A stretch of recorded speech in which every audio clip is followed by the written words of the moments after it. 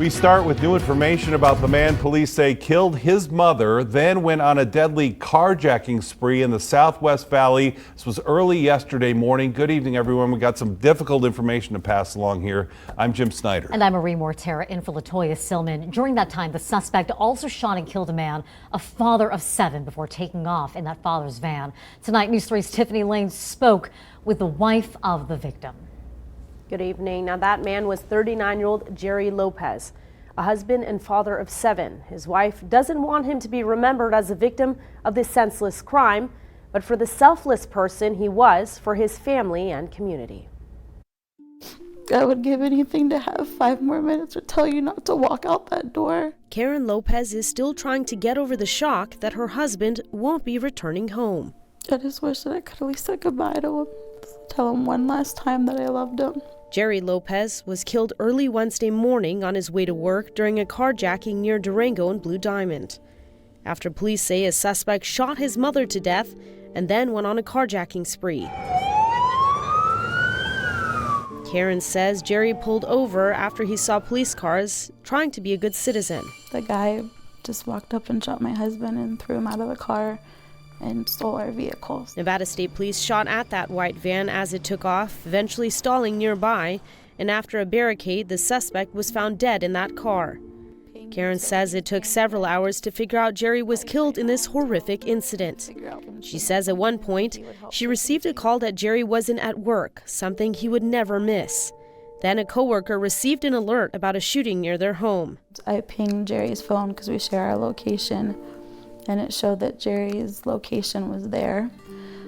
So I got in my car. After rushing to the crime scene, police told Karen Jerry's van was involved in the incident, but nothing more. She had to wait about 5 hours before finally getting the devastating news. It just feels like something out of a movie that I just want to wake up from a nightmare. Just never thought you'd be in this position. Karen has had to have difficult conversations with her young children. She and Jerry had a miracle baby 11 years ago after she was told they wouldn't be able to have children.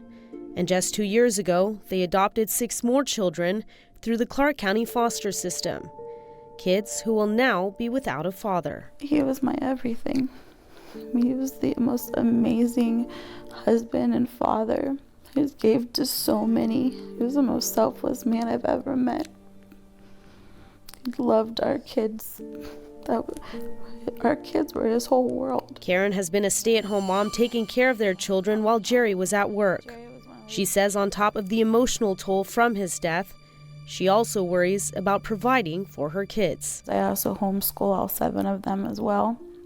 So, I mean, it's just a challenge every which way. And now, I mean, I'm gonna have no insurance, no nothing. So I'm just gonna have to figure out an income. But she says the community support from her church and friends has helped at the most difficult time, as it won't be easy without the support of the person she fell in love with 14 years ago. You just never think one day that'll be your reality, that it's ever gonna be you. We're supposed to grow old together. That was our plan.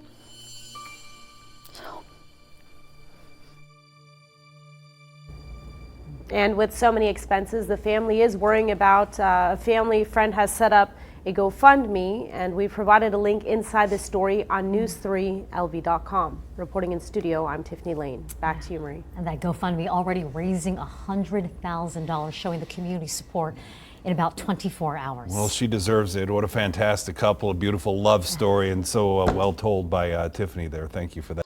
Subscribe to News 3 on YouTube at News 3 Las Vegas.